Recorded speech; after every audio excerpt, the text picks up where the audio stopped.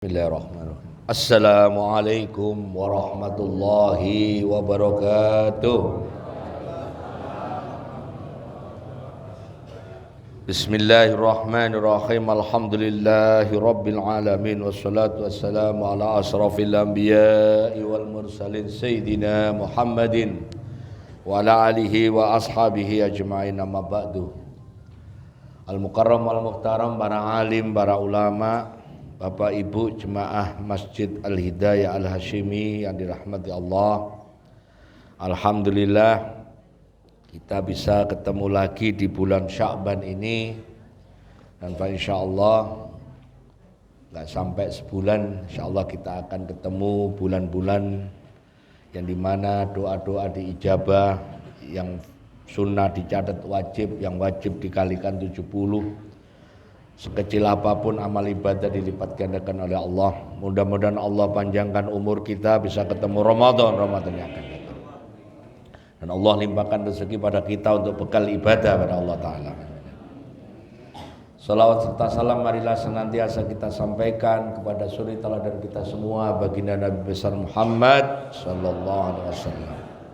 Yang sunnah-sunnahnya kita pegang teguh, pegang erat, mudah-mudahan itu sebagai tanda cinta kita kepada beliau. Dan beliau bersabda, man ahya sunnati faqad ahabbani wa man ahabbani kana ma'i fil jannah. Siapa orang yang menghidup-hidupkan sunnahku, maknanya ia cinta padaku, kata beliau. Siapa yang cinta padaku, bersamaku di surganya Allah Ta'ala. Amin ya rabbal. Hari ini kita ngaji kitab Zadul Ma'ad juz 2. Babnya terkait faslun fi hadihi sallallahu alaihi wasallam fi siyam. Pasal mengenai petunjuk baginda Nabi Muhammad sallallahu alaihi wasallam mengenai puasa. Namun yang saya bahas baru bagian awal, yaitu penentuan awal Ramadan ya. Supaya nanti kalau Bapak Ibu nunggu pengumuman nanti tanggal 10 atau tanggal 11 Maret, terus Muhammadiyah sudah letakkan puasa tanggal 11, itu nggak bingung. Soalnya di luaran sana sering ada pertanyaan begini, orang Islam itu lucu, nabinya sama, Qur'annya sama, Gusti Allahnya sama, tapi puasanya beda. Nah, itu pertanyaannya. Kok bisa? Nah ini kita ngaji ini supaya sampai nanti bisa jawab, ya. Itu satu. Kedua, nanti karena awal Ramadannya beda, terus Lailatul Qadar piye? Nah, nyari Lailatul Qadar itu malam-malam ganjil. Nah, kalau ngawalinya beda kan, Lailatul Qadarnya malam ganjilnya kan beda.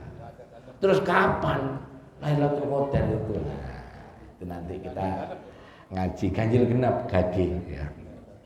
Nah, mudah-mudahan sampean yang sudah ngaji Zadul Ma'ad ini sudah setahun ini, Bapak. Sudah setahun, Desember kemarin setahun. Babnya sudah lompat-lompat nggak apa-apa lah ya. Bab ini gitu. Saya ambilin pokoknya ini dekat Ramadan ya, bab terkait Ramadan. Nanti menjelang Idul Fitri ya bab zakat fitrah, apa gitu ya. Supaya nanti kalau ngaji kitab Zadul Ma'ad dari jilid 1 sampai jilid 7, saya hitung tebelnya satu kitab yang gundul saja itu 450 halaman. Kali 7, 450 kali 7 berapa? 7 kali 4, 3.000 lebih. 3.000 lebih halaman. Itu kalau ngaji itu saya rata-rata ngambil setengah halaman. Butuh waktu 40 tahun. Baru khatam. Nah.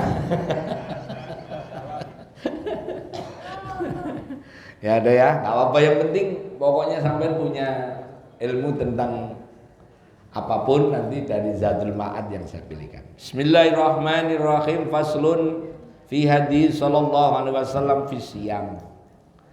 Faslun wa kana fi hadis sallallahu alaihi wasallam alla yadkhulu fi shaumi ramadan illa bi ru'yatin muhaqqiqatin au bi syahadatin syahidi wahid kama soma bi syahadatin Ibnu Umar wa soma marra bi syahadah A'rabi wa tamada ala khabarihima wa lam yukallifihuma lafdun syahadah wa in kana dzalika ikhbaron faqad iktafa fi Ramadan bi khabaril wahid wa in kana syahadah falam yukallifu syahid lafdun syahadah fa illam takun ru'yatin wala syahadah akmil iddada sya'ban 30 yauman.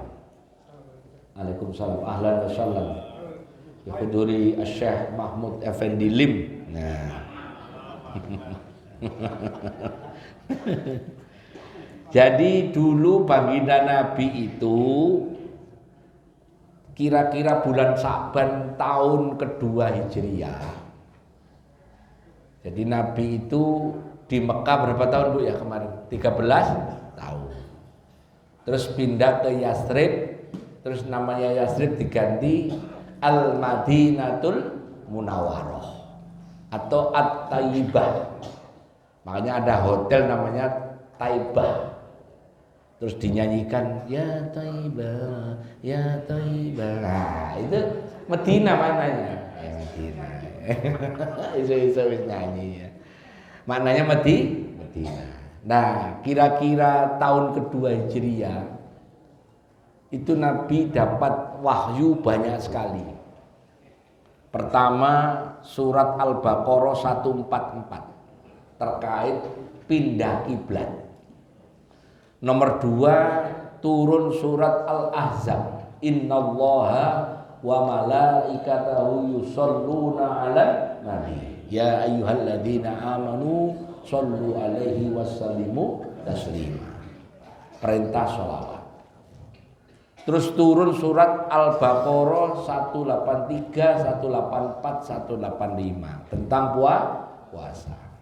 Terus turun surat wa'adzin finnas bil hajji atuka rijalan wa ala kulli dhamir ya'tina min kulli fajjin amik. Surat tentang haji. Terus turun surat wa aqimus shalah wa atuz zakah. Turun surat tentang zakat. Jadi kira-kira di Medina itu brak banyak sekali. Nah, ini ceritanya omongan barusan yang saya baca. Kira-kira tanggal 28 atau 29 Sya'ban tahun kedua Hijriah itu Nabi itu nyuruh ini sudah ada perintahnya puasa di bulan Ramadan. Kurang lebih 1 atau 2 hari ke depan bulan Ramadan. Kalian pergi ke gunung, kalian pergi ke pantai sana, lihat ru'yat hilal. Suruh melihat hilal. Hilal itu bulan baru. Kalau bulannya sudah bunder namanya Badrun. Al-Badru. Kalau yang kecil Al-Hilal. Kalau bulan Al-Badru. Makanya ada lagu Tala'al Badru alaina. Nah itu ya. Nyanyi terus hari ini pokoknya. Badru itu bulan lama. Kalau bulannya untuk kecil namanya hilal ya. Udah berangkat semua. Kira-kira ada orang Badui yang sudah lihat ini. Orang Badui sudah lihat. Cuman karena waktu itu belum ada WA, belum ada SMS, ya nggak bisa WA ke Nabi. Kalau si orang Badui ini maghrib tadi sudah lihat. Ya sampean bayangin seandainya waktu itu ada WA, Baduinya ngirim foto cekrek.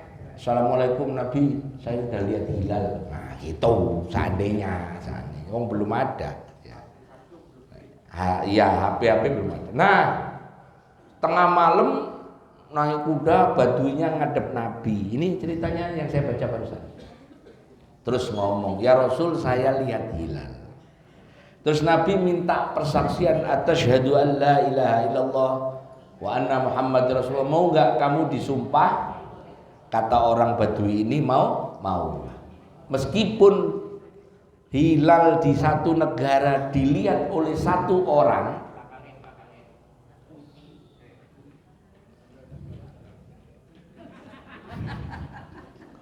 kayak neng sepur.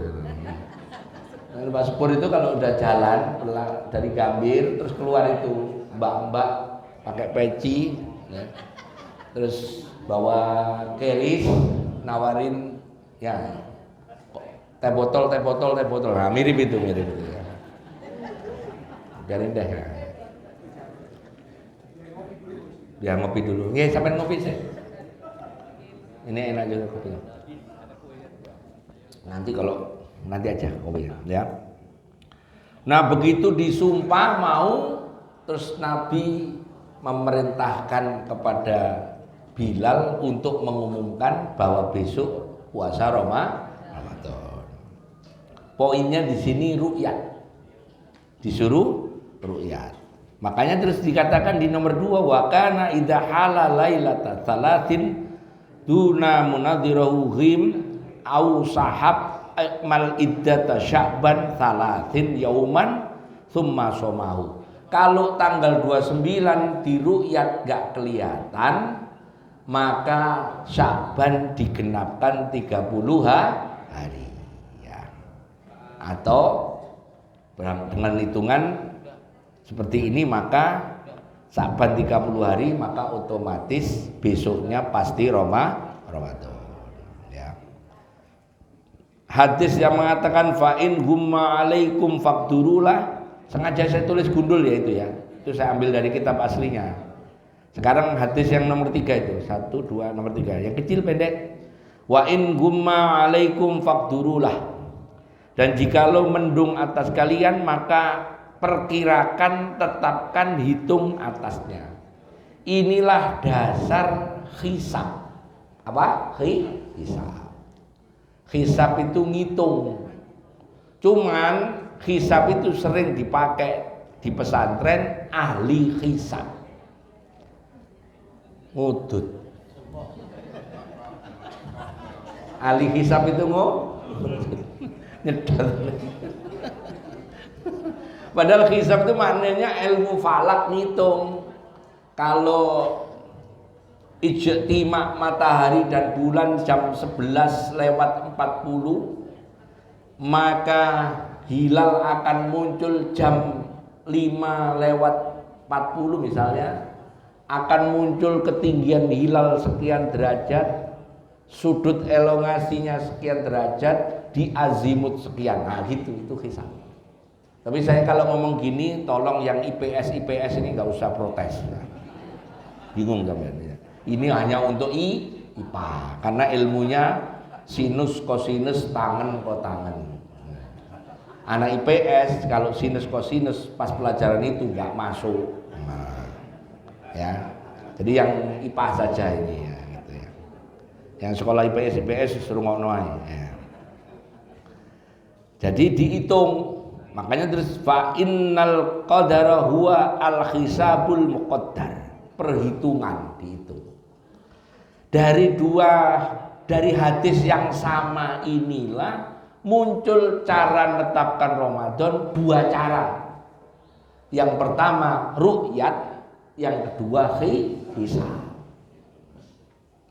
Padahal hadisnya sama.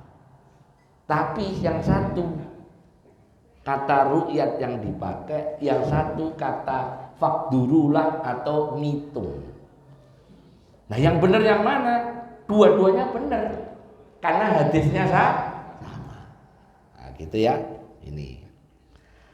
Wa qala la tasumu hatta tarawhu wa la tuftiru hatta tarawhu wa in humma alaikum faqmilul iddah. Nah itu hadisnya. Maka beliau bersabda, jangan kamu puasa sampai ru'yat, melihat hilal. Jangan kamu wala tuftiru, itu kalimatnya tuftiru itu jangan kamu idul fitir sampai kamu lihat. Saya kalau nyebut idul fitri itu Aidul Fitir kadang-kadang. Aid itu maknanya kembali, fitir itu sarapan. Itu kalimatnya. Wala tuftiru, jangan kamu makan ya. atau berhenti puasa sampai ru'yat hilal. Wa in humma alaikum fakmilul iddah. Kalau waktu kamu ru'yat gak kelihatan hilal, kamu sempurnakan bilangannya menjadi 30. Karena rumusnya bulan Hijriah itu gampang. Kalau enggak 29, 30. Tapi rumusnya sampai pegang dulu. Kalau bulan ini sudah 30, maka bulan depan pasti 29. Nggak akan jejer 30. Lah ini nanti kebenaran. Kalau misalnya nanti di halaman 2. Halaman 2 ya, lihat. Kalau nanti ru'yatul hilal gambar itu sampai lihat gambar. Nah, gambar itu ada peta ya. Nah, Indonesia sebelah kanan ya. Indonesia sebelah kanan. Amerika sebelah kiri. Yang kanan itu namanya timur, yang kiri namanya barat. Lengkungan yang di Amerika itu maknanya orang Amerika tanggal 10 bisa melihat hilal. Orang Indonesia di sebelah kanan ada lingkaran yang miring itu, orang Indonesia tidak bisa lihat hilal, termasuk orang Arab Saudi. Jadi tanggal 10 Maret nanti Amerika itu yang Islam sudah terawih karena sudah lihat hilal. Jadi orang Amerika akan puasa tanggal 11. Sedangkan orang Arab Saudi, orang Indonesia akan terawih besoknya karena di Indonesia tanggal 10 nggak bisa dilihat. Rumusnya di hadis tadi gimana? Disempurnakan bilangan bulan Sya'bannya 30 hari. Berarti Ramadan di Indonesia mulai tanggal 12. Terawihnya tanggal 11. Udah pasti ini. Tanggal 10 itu nggak bisa diru'yat. Tanggal 10 itu Kemenak, NU dan seluruh organisasi Islam ngirim tim ru'yat. Tapi sudah bisa dipastikan 99,99% nggak bisa diru'yat karena tingginya hilal kurang dari 1 derajat. Tapi hilalnya sudah ada, iya. Tapi belum bisa diru'yat. Bagi aliran hisab Muhammadiyah, berapapun derajat, meskipun 0,5, 0,1, asal itu hilalnya sudah muncul, dianggap awal Ramadan jatuh. Berarti Muhammadiyah puasa tanggal 11. Pemerintah akan umumkan puasa tanggal 12. Karena kalau tanggal 12 itu Sya'bannya 30, maka dapat dipastikan yang puasa tanggal 12 puasanya 29 hari. Berarti yang ikut pemerintah, ikut NU puasanya 29, yang ikut Muhammadiyah 30. Sampai ikut mana?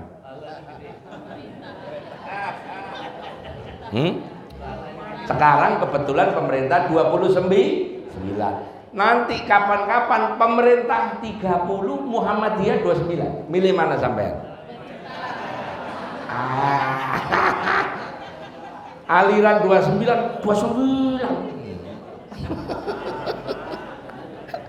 Mantap 29. Berarti sampean kalau ngaji begini tuh nanti gampang ngurusinnya.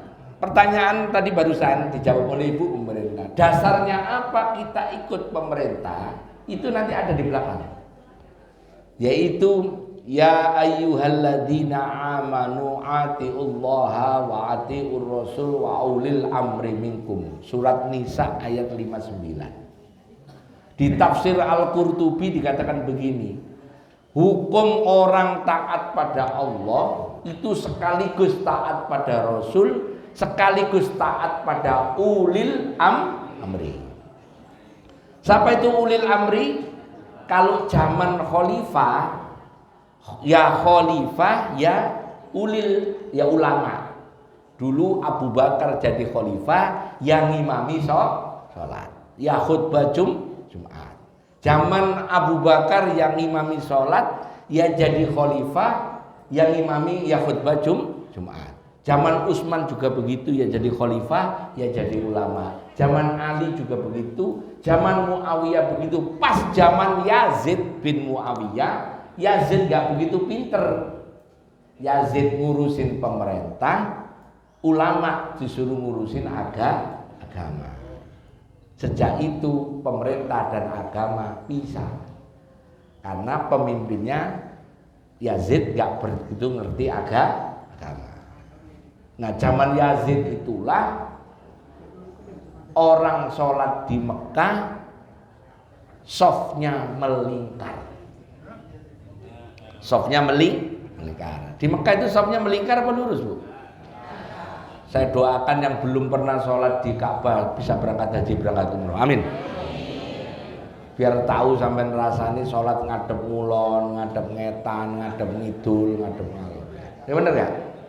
Nek sampai di sini sholat ngadep ngalor, ngadep ngidul, edan. Iya. Zaman Yazid. Nah, ulil amri itu adalah satu orang mestinya cara memaknai. Satu orang. Ya ulil ya amri. Tapi kemudian karena ulamanya sama khalifahnya berbeda, akhirnya terpisah. Nah, nanti kalau bab ini dijelaskan dalam tafsir, kalau urusannya khalifah, urusannya sultan itu ada 7 terkait ayat itu. Pertama, netapkan hukum.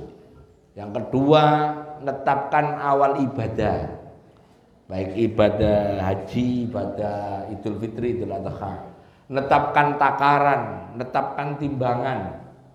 Terus yang terakhir, jihad, perintah perang. Kalau itu muncul dari pemerintah, seandainya ulamanya ngomong berbeda, kita wajib taat pemerintah. Saya kasih contoh. Ulamanya ngomong, kamu kalau pergi ke pasar bawa uang dirham. Ulamanya ngomong gitu.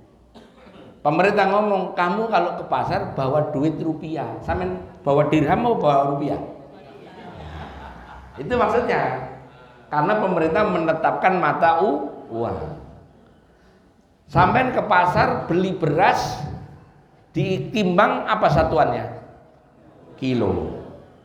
Ulamanya ngomong, enggak, zaman Nabi itu pon, LB. Yang ini anak IPS, mbok ngerti mbok ora ya ini. Kalau satuan itu ada dua macam. Yang pertama itu satuan internasional, yaitu gram, meter.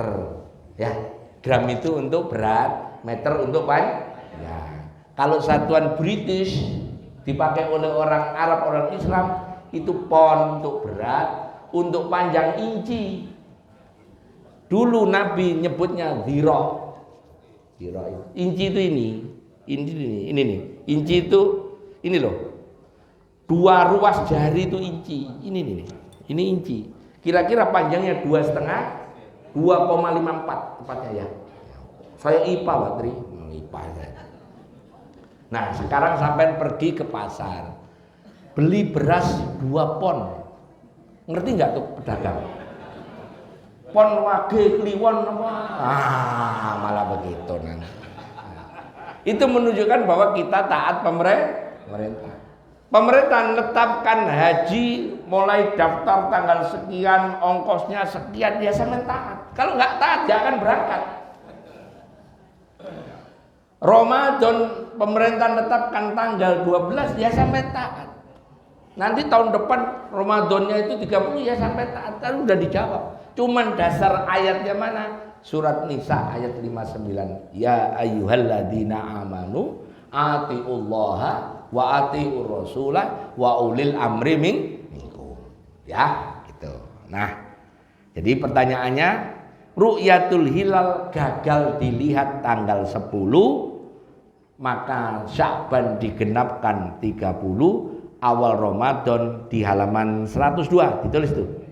Maka Ramadan jatuh tanggal 12 Maret, berarti yang ikut pemerintah tarawih tanggal 11 dan itu tanggal merah.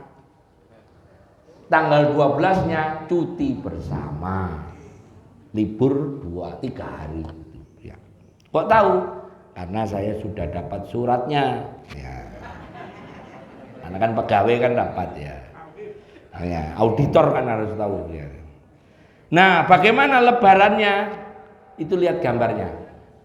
gambarnya yang melengkung arsiran sampai Indonesia. Tanggal 9 April itu pemerintah akan meruyat dan akan ketemu hilal. Tingginya hilal itu dikatakan sekitar 6 derajat. Maka 1 Syawal jatuh 10 April. Muhammadiyah sudah menetapkan 10 April adalah 1 Syawal. Berarti Muhammadiyah dan pemerintah lebaran bareng. Alhamdulillah. Enak kalau lebarannya bareng. Awal puasa nggak sama, nggak apa-apa. Asal lebarannya bareng. Yang repot itu awal puasanya sama, lebarannya beda. Itu gak enak belas. Gak enaknya apa? Sebab ada aturan fikih. Di aturan fikih itu khotib imam yang sudah ngimami di hari pertama tidak boleh ngimami lagi. Seandainya ini boleh, ustadz-ustadz itu akan merancang kalau perlu lebaran itu 2 kali. Amplopnya 2. Untungnya fikih ngelarang, haram batal orang yang sudah ngimami di hari pertama ngimami lagi di hari kedua. Sholatnya otomatis batal. Kalau imamnya batal, seluruh sholatnya batal. Itu fikih. Makanya gara-gara inilah terus enakan lebarannya bareng. Gitu loh ya. Berarti tapi jumlah harinya beda. Muhammadiyah 30 hari, yang ikut pemerintah garis miring NU garis miring Persis 29. Pertanyaannya saya ulangi lagi, sampean milih mana? Ada yang jawab tadi yang sebelah sini Pak Asri milih yang pahalanya banyak. Hah? Nah, kalau misalnya sampai dasarnya milih 29 atau 30 itu pahalanya banyak, caranya jelasinnya begini. 30 itu betul kalau bagi Muhammadiyah itu semuanya Ramadan, betul. Tapi bagi yang aliran ru'yat yang tanggal 11 itu belum Ramadan. Sama dengan hari ini. Terus milih mana sampean? Pemerintah apa Muhammadiyah? Ya, udah cacat. Alhamdulillah karena 29. Tahun depan insya Allah pemerintah 30, Muhammad 29. Sampai pilih mana? Nah. Berarti berhasil saya ngaji hari ini. Saya soalnya sedih kalau ada orang begitu giliran 29 milih 29.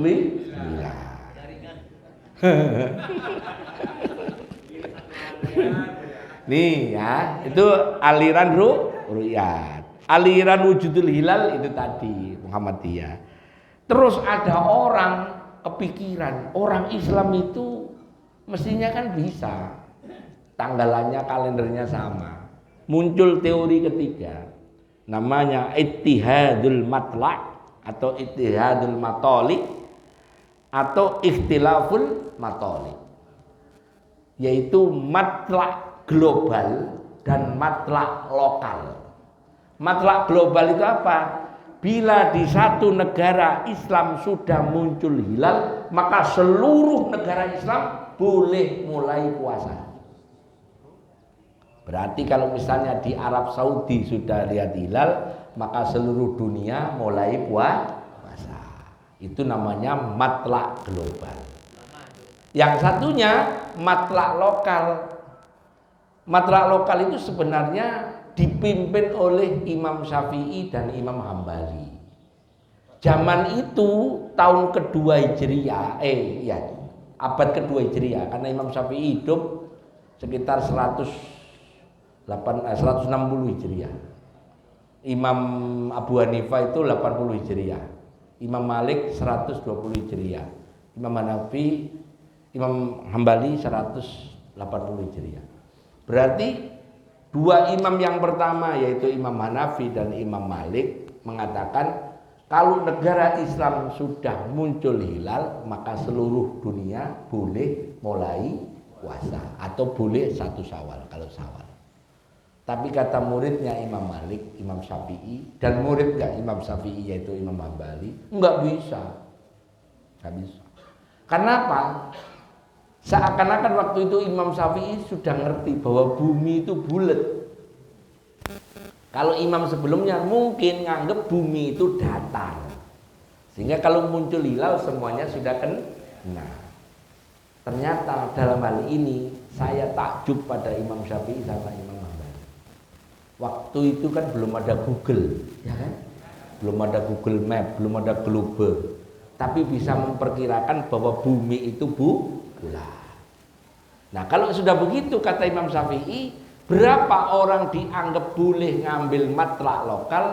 Imam Syafi'i karena waktu itu belum punya GPS, ya sudah, sepanjang kita boleh menjamak mengqashar sholat, itulah matlaknya.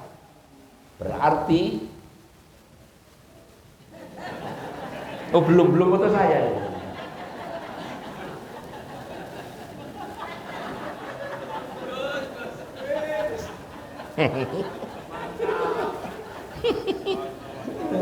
Biar soalnya Pak Mahfud juga nggak ngeser ini. Tak kirim di Twitter, ngaji kok ngadep ke belakang, foto, saya bilang. Imam Syafi'i mengatakan jarak boleh qashar sholat itu berapa ya? Ngaji kapanan? Berapa? Berapa? 87 atau 86? Aslinya itu ngitungnya begini Bu, jawabnya 4 marhalah, al-marhalah, 4 marhalah. 1 marhalah itu adalah sepanjang orang berjalan 1 malam. Karena dulu orang-orang Arab kalau musafir naik ontanya itu hanya waktu malam. Nah, misalnya ini saya ajak berpikir satuan ya. Satuan itu kita mau konversi 4 marhalah itu 86, 87, ada yang 85, ada yang berapa gitu kan. Saya minta tunjukin logikanya awalnya. Kalau hadisnya bunyinya orang boleh menjamak mengqashar itu 4 marhalah. 1 marhalah itu berapa? Marhalah itu apa sih? Orang yang jalan naik onta atau jalan kaki di waktu malam. Itu 1 marhalah. Orang Arab kalau pergi di waktu malam itu ba'da isya dan mengakhiri perjalanannya waktu subuh. Ayo kita hitung 1 marhalah itu berapa? Berapa panjangnya? Isya kira-kira jam berapa? 8 ya. Subuh kira-kira jam berapa? Jam 4. Jam 8 ke jam 4 berapa jam? 8 jam. Terus ya. Kecepatan jalan kaki sampai berapa? 4 km per jam. 4 kali 8 berapa? Berapa? 32. Ketemu sekarang rumusnya. Ini dipakai oleh Imam Malik. 32 kali 4 berapa? 4 marhalah. 100. Itulah marhalanya Imam Malik. 128. Imam Syafi'i mengatakan enggak, jalan saya itu cuma 3 kilo per jam. Berarti 3 kali 8, 24 kali 4, 96. Itulah marhalanya Imam Syafi'i. Nah, kalau Buya 1 kilo 1 jam, berarti 8 kali 4. 8 kali 4 marhalah. Berapa berarti? 32. Buya 32 kilo sini Bogor jamak qashar. Itu ibaratnya. Jadi sampean tahu ya, jadi hadis itu nggak ngomong berapa kilo loh ya. Karena waktu itu belum ada satuan kilometer. Dan belum ada satuan selain kalau nggak jarak orang perjalanan malam, kalau nggak ada ya dirok.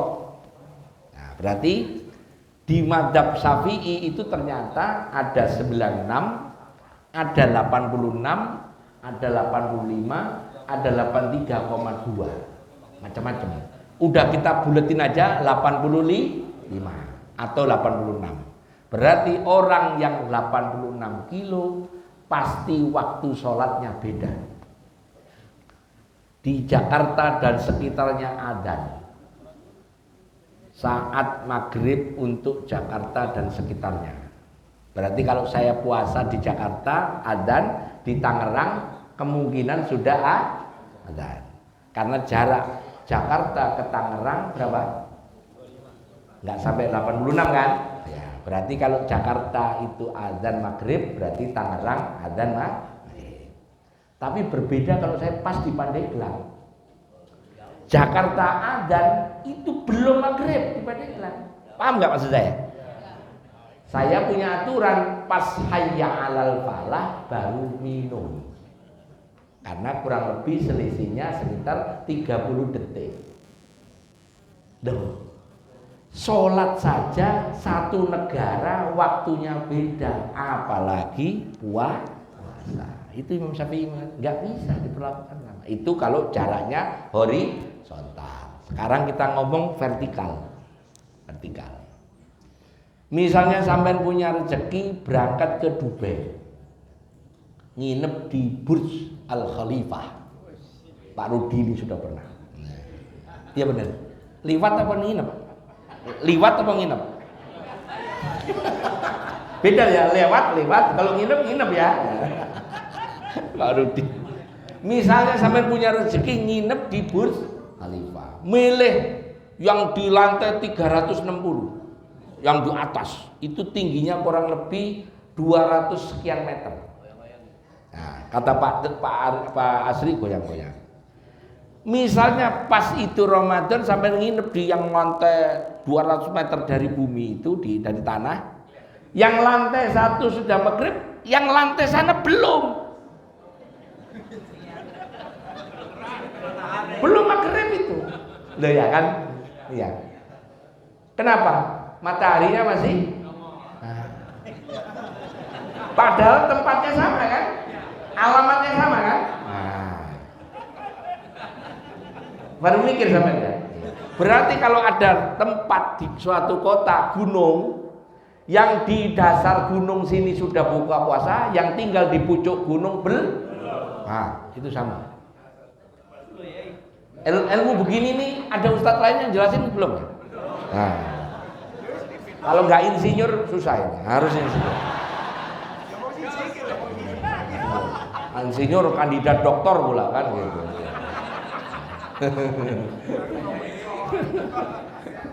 Paham ya? Itu saja beda, apalagi Ramadan. Berarti betul nggak bisa satu negara Islam muncul terus langsung diberlakukan semua, karena pasti berbeda. Ya sudah, nggak usah ribut. Ukurannya gampang, sampai tinggal pilih. Rupanya di Quran sudah diberitahu sama tafsirnya, kalau ada perselisihan terkait dengan awal ibadah, akhir ibadah, ikut pemerintah. Ulil amri. Clear ya? Ayo kita lihat halaman berikutnya. Jarak qashar sudah. Halaman rumus mencari Lailatul Qadar sekarang. Rumus mencari Lailatul Qadar. Ya, berarti tadi yang mengatakan matlak global itu Imam Hanafi dan Imam Maliki, yang mengatakan matlak lokal itu adalah Imam Syafi'i dan Imam Hambali. Matlak itu tempat terbit. Tempat terbit. Terbitnya benda langit kayak bulan, kayak matahari. Rumus mencari Lailatul Qadar pakai hadis. Taharru Lailatul Qadar fil asril awakhir min Ramadan. Cari Lailatul Qadar di 10 hari terakhir Ramadan. Yang Ramadannya tanggal 11 sama 12 kira-kira sama enggak? Beda 1 hari. Beda 1 hari. Oke, enggak terlalu masalah ini. Terus hadis yang kedua, cari Lailatul Qadar di 7 hari tersisa Ramadan. Selisih 1 hari juga. Jadi satu hari juga ya. Tapi kalau 7 hari terakhir sisa, ya beda. Yang Muhammadiyah belum, yang kita sudah, yang 29 kan? Kebalik. Sama ya. Kalau terakhir, karena terakhir sama ya. Ya. Berarti hadis pertama 10 hari terakhir sama 7 hari sama. Sekarang yang hadis ketiga. Taharru Lailatul Qadar fil witri minal asril awakhir min Ramadan. Cari malam-malam ganjil. Nah ini beda. Yang awal Ramadannya hari Senin Muhammadiyah sama yang hari Selasa yang ikut pemerintah garis miring NU malam ganjilnya beda. Bener gak? Padahal rumusnya Lailatul Qadar adalah malam ganjil. Itu hadis keempat. Hadis kelima, cari Lailatul Qadar di malam 23, 25, 27. Ini juga beda. Karena di malam 23-nya yang ikut Muhammadiyah, orang yang ikut pemerintah baru malam 22. Bener gak? Betul ya?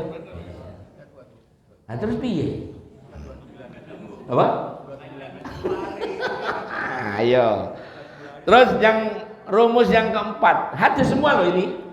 Malam Lailatul Qadar cari di malam 27. Di hadis yang lain cari di malam 29. Ini nurut ulama, nurut hadis. Sekarang nurut ulama. Nurut ulama itu kitabnya namanya Khasyah Bajuri maupun I'anatul Thalibin. Kalau kalau malam awal Ramadan itu Senin, Lailatul Qadar malam 21. Berarti yang Senin tadi siapa? Muhammadiyah. Malam Lailatul Qadarnya tanggal malam 21. Kalau hari Selasa yang ikut pemerintah, Lailatul Qadarnya malam 27. Sing bener yang mana ya? Nah, ya, itu yang rumus berikutnya. Kalau mulainya Senin, malam Lailatul Qadarnya 29, kalau yang Selasa malam 25. Ini rumus.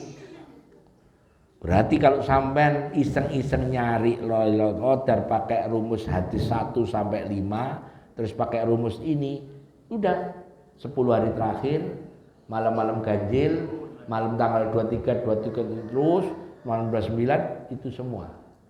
Kalau seandainya pakai rumus. Tapi menurut saya belum tentu dapat. Belum tentu dapat. Yang paling benar itu cari Lailatul Qadar di bulan Ramadan. Bener ya? Nggak usah debat udah. Dari tanggal 1 sampai takbiran jangan sampai lolos. Gitu loh. Ini terkait Lailatul Qadar malam harinya. Bagaimana caranya nyari? Nyari Lailatul Qadar itu tidak hanya di masjid. Saya ulangi. Saya bukan berarti ngendorin sampean Lailatul Qadar itikaf, bukan. Jangan sampai kita punya pendapat Lailatul Qadar itu turunnya di masjid. Lailatul Qadar itu malam, waktu, bukan tempat. Waktu. Dimanapun tempatnya, kalau malam itu Lailatul Qadar semuanya dapat. Saya kasih contoh. Misalnya Gusti Allah itu hanya nurunkan Lailatul Qadar di masjid, kasihan yang tidak ke masjid lain. Bener gak? Siapa? Orang sakit, wanita haid, nifas ngelahirin, dokter, polisi, tentara, yang jaga rel kereta, masinis, pilot, supir bis antar kota, supir angkot, gojek, gokar, ya kan? Hah? Tukang ngecor proyek. Nah. Ngecor kan harus gak boleh ditinggal, langsung terus malam sampai selesai, molennya sampai habis. Nah. Ya kan gitu kan? Iya. Terus gimana? Berarti rumusnya siapa saja berbuat baik di malam Lailatul Qadar sama dengan 1000 bulan. Itu aja rumusnya. Berarti sampai misalnya malam bulan Ramadan, kalau pakai ilmu saya itu malam Lailatul Qadar jarang nongkrong itikaf di masjid, jarang. Itikaf saya alirannya Imam Syafi'i. Tahu Imam Syafi'i kalau itikaf masuk masjid, wudu dulu masuk masjid, sholat tahiyatul masjid, duduk baca Subhanallah walhamdulillah wala ilaha illallah wallahu akbar, pergi dah. Itu sudah itikaf. Saya itu begitu. Martir, dong dong dong dong dong dong dong, Bu Sari pun datang.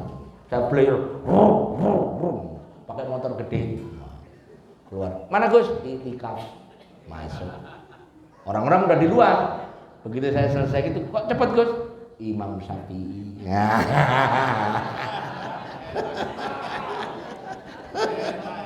Udah, kalau seandainya waktu itu malam Lailatul Qadar sudah ada, sisanya tidur. Kalau mau niru saya, tapi kalau sampean datang itikaf bawa bantal, ada yang bawa tangan. Ada itu masjid, saya nggak sebut, nggak tahu di sini gimana. Kegiatan 10 hari terakhir Ramadan. Nanti silakan bawa peralatan tidur, jaket. Nah kan gitu bilang ya. Pengumumannya gitu. Apa? Lah iya itu masjid apa? Jambore pramuka gitu. Saya nggak begitu cocok. Karena apa? Jangan sampai kita nganggep masjid itu tempat tidur. Betul itikaf di masjid betul, tapi jangan sampai terus geser waktunya tidur di masjid gitu loh. Ada itu ada ya. Nah, sekarang ini tadi untuk jawab ibu bapak kedudukan sultan garis miring pemerintah dalam menetapkan ibadah. Terkait dengan ibadah. Suratnya atau ayatnya a'udzubillahi minasyaitonirrajim ya ayyuhalladzina amanu atiullaha wa atiur rasula wa ulil amri minkum. Nisa 59. Qala Syahlun bin Abdillah al-Tustari ati usultana fi sab'ah. Kata Sahal bin Abdullah At-Tustari dalam kitab Al-Qurtubi, tafsir Qurtubi Jami'ul Ahkam Al-Bayan Jami'ul Ahkamil Quran, Abu Hayyan dalam kitab Bahrul Muhit juga dikatakan ada 7 yang kita wajib taat pada sultan. Sultan dalam ini adalah penguasa. Apa itu? Dorbid darohim wadananir, terkait mata uang. Yang kedua, wal makabili wal auzan, takaran dan timbangan. Wal ahkam, hukum-hukum. Kalau di Indonesia KUHP, kitab undang-undang hukum pidana, dan kitab undang-undang hukum perdata ya, perdata harus taat. Wal haji, terkait haji. Wal jumu'at, terkait sholat Jumat. Wal aidain, terkait 2 hari raya Idul Fitri, Idul Adha. Wal jihad, terkait dengan perang. Kalau pemerintah minta kita berangkat perang, tak wajib taat. Loh iya kan? Itu di negara namanya undang-undang wajib bela negara. Wajib bela, ada dasarnya, ayatnya An-Nisa 59. Nah, sekarang kata Ibnu Umar, apa kata beliau? Qala 'alal mar'il muslim as-sam'u wa ta'ah fima ahabba wa karih illa ayyu amaro bimaksiatin fa in amira bimaksiatin fala sam'a wala ta'ah. Kalau pemerintah nyuruh kita sesuatu maka wajib dengar, wajib taat meskipun kita tidak suka. Tapi kalau pemerintah nyuruh kita maksiat maka tidak perlu ditaati. Ya, itu maksudnya ya. Berarti milih-milih. Mosok nyuruh awal puasa nggak ditaati, wong baik kok kan ya. Nah sekarang apa yang tugasnya sultan? Pertama ngumumkan. Nah, itu hadisnya tadi yang saya baca pertama. Ngumumkan awal Ramadan, ngumumkan awal Syawal, ngumumkan awal Dzulhijjah. Ya. Yang kedua bab sholat Jumat. Nah, ini dulu sering saya sudah ngaji di sini berkali-kali ditanya. Ada beberapa masjid yang kalau habis Jumatan sholat duhur. Ini asalnya. Sejatinya sholat Jumat itu harus diizinkan dan dihadiri oleh sultan. Baru Jumatannya sah. Saya ulangi. Sejatinya kalau menurut aturan fikih, sholat Jumat itu harus diizinkan atau minta izin pada sultan dan dihadiri oleh sultan, baru Jumatannya sah. Bila tidak, maka setelah sholat Jumat, sholat duhur. Nah, itu. Tahu ya, kemarin bulan lalu ada pertanyaan itu. Ya. Ini jawabannya. Pertanyaan saya, Pak Tri, Pak Teguh, Pak Syekh Mahfud, Pak Asri, ini dulu waktu Jumatan izin siapa? Hah? Ayo. Pak Teguh izin siapa ini dulu? Ayo. Ada izinnya nggak? Kalau sampai nanya saya, masjid saya yang di Fedora ada izinnya. Izin ke MUI, izin ke wali kota. Mau Jumatan itu. Supaya apa? Supaya habis Jumatan nggak perlu sholat Hah? Belum tahu. Hukum orang belum tahu adalah tidak ada enakan gak Nah wes, selesai urusan. Dah, wis gak usah ngaji ning ngono carane ya. Sekarang tahu loh ya. Sekarang yang punya masjid-masjid ini tolong cek ada izinnya enggak? Hah? Izin bisa tertulis, bisa lisan, nggak apa-apa. Nah, kalau izin ke Pak James, James Riyadi. Ayo, ini satu Jumatan ya.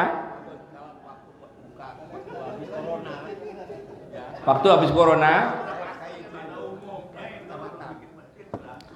sampai gelar izin Jumatan habis corona dalam rangka boleh nggak habis corona Jumatan kan? Mestinya izinnya boleh nggak saya gelar Jumatan di gitu. Untuk umum nggak usah karena corona. Ya nggak apa-apa. Nah untuk corona itu, mestinya izinnya nggak begitu. Seluruhnya, iya yang seluruhnya. Ayo cek yang punya masjid, coba yang punya masjid. Ada izinnya nggak? Hah? Ayo. Kalau saya ada di rumah, di masjid saya ada. Dari MUI ada, dari NU ada, dari Bu Airin ada waktu itu. Ada.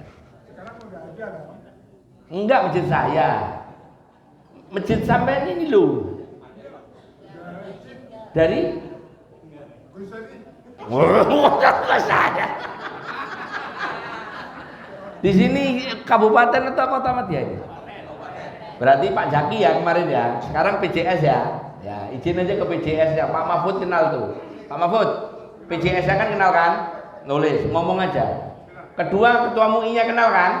Ya udah, ngomong kedua itu aja. Gak apa-apa, telat gak apa-apa. Untuk supaya cocok sama fikih. Ya. Sultannya Pak D. Oke. Nomor 3, sholat jenazah itu sebaiknya yang ngimami itu sultan. Nomor 1 yang berhak pertama kali ngimami jenazah kalau dibawa ke masjid itu adalah pemimpin. Pemimpin yang gede nggak ada, ke bawahnya. Berarti wali kota nggak ada, camat. Camat nggak ada, bawahnya lurah. Lurah nggak ada, RW. RW nggak ada, RT. Makanya saya pernah diundang, bukan diundang, takziah ke rumah teman saya di daerah Bintaro itu. Gus, mohon disolati, dipimpin terus. Saya nggak mau. Saya nggak mau. Nah, kalau jawabannya Pak Mut kok kano amplop jare enggak karena ini. Enggak mau. Saya nanya, Pak RW ada enggak? Enggak ada, Gus. Adanya Pak RT. Tak suruh Pak RT imami. Lah, Gus, saya takutnya kalau imami malah rokok. Kan gitu lah. Salah jenazah rokok kena udele mati ngawur. Akhirnya nomor 2 urutannya keluarganya. Ahli waris. Saya cari anaknya ada enggak?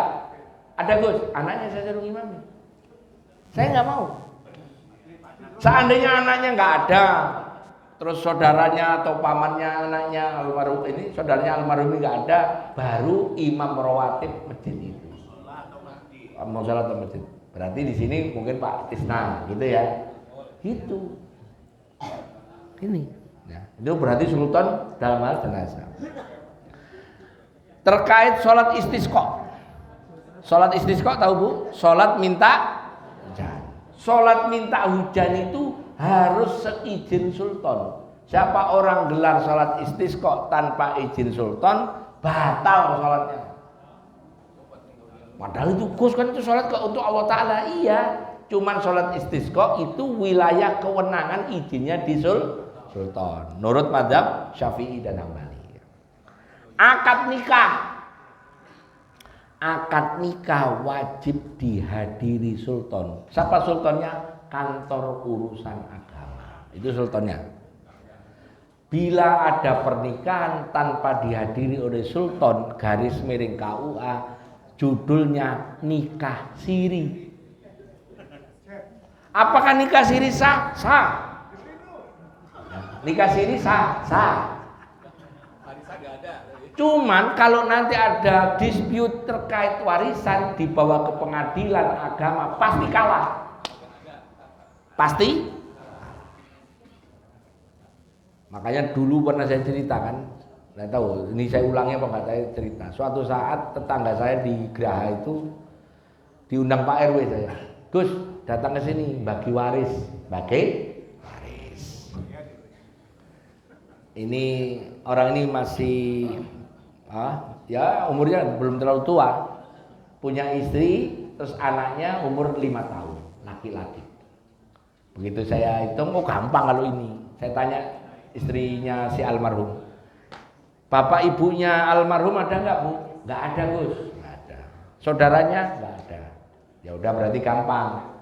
Kalau ada yang meninggal suami, istri dapat berapa? 1/8. Sisanya anaknya asobah 7/8. Selesai. Gini aja kan? Iya. Dah. Ibu 1/8, anak 7/8. Karena anaknya masih kecil, ibu kelola. Selesai gitu, saya dihidangin kopi. Ada taksi, enggak amplopan dulu. Ada taksi Bluebird di depan rumah. Saya lirik, keluar ibu-ibu cakep bawa bayi. Nah, cakep, tahu cakep. Cuman saya gini, ini kemungkinan besar istri sirinya. Daripada ribut saya ada di situ, saya bilang Pak RW, weh perutku sakit. Kenapa Gus? Dia nggak nge bahwa saya sudah baca itu. Ya Gus, monggo. Bu, saya pamit ya, saya agak mules ini habis minum kopi tadi. Pulang saya serat. Sampai rumah, handphone saya bunyi, ring RW. Apa we? Kurang ajar. Ribut. Yes, saya bilang. Itulah kalau orang pinter kayak saya kan bisa baca. Ribut beneran Pak. Nuntut Wah. Coba bayangin, amplop belum dapat orang ribut kan repot. Mulai aja Mas. Istri saya ketawa betul. Halo Bang. Enggak, katanya bagi waris enggak. Dalam. Pak RW ngapain? Itu ada bini sirinya. Nah, jadi hati-hati sampean ya Bu ya besok. Ini nih bapak-bapak yang nikah siri ini hati-hati. Sampean meninggal jebret, masih belum dikubur ada Bluebird datang. Aduh, salaman ini. Kasihan yang ngurusin nanti. Repot itu ya. Ya. Jadi tugasnya sultan adalah hadir di akad nikah. Apa tugas berikutnya? Jika pengantin perempuan tidak punya wali mujbir. Apa itu wali mujbir? Bapak. Kalau bapak nggak ada, kakek ke atas dulu Pak Tri, ke atas dulu. Kakek nggak ada, buyut. Kalau nggak ada, turun. Paman, Pak D. Kalau nggak, saudaranya. Kakak atau adik laki-laki. Itu wali mujbir. Wali mujbirnya aslinya cuma bapak. Tapi wali yang... Nah karena nggak ada, maka walinya wali hakim. Wali hakim itu sultan. Sah. Gitu. Baru ngerti sampean ya. Ini besok minggu depan Pak Mahfud. Jadi saksi ya. Nah nomor 6, kunut nazilah harus seizin sultan. Tolong perhatikan. Ada nggak masjid-masjid yang masih kunut nazilah? Tolong pastikan itu diizinkan oleh sultan atau oleh ulama di tempat sampean. Minimal ada surat dari MUI atau dari organisasi seperti NU Muhammadiyah atau dari bupati wali kota. Bapak-bapak pengurus masjid di wilayah Tangerang mohon kunut nazilah untuk saudara-saudara kita di Gaza. Misalnya, baru boleh kunut nazilah. Iya, baru boleh. Kalau sampai iseng-iseng karena Palestina dibom misalnya, terus kunut nazilah, sholatnya batal. Nyuruh. Tapi karena belum ngaji kan? Enggak, belum ngaji kan? Belum tahu kan? Nah, belum tahu kan? Sekarang tahu. Ya, jangan kunut nazilah. Kenapa? Kunut nazilah dulu yang nyuruh Rasulullah. Setelah Rasulullah wafat, tidak pernah ada cerita sahabat nyuruh kunut nazilah. Kecuali ada kejadian yang luar biasa. Dah, sampai sini selesai. Alhamdulillah. Monggo, silakan kalau ada pertanyaan dari yang ibu-ibu dulu. Nah, ibu-ibu dulu, monggo. 1, 2, 3. Ada 3, monggo. Nah, ini mic-nya, Bu. 1, 2, 3 ya. Monggo.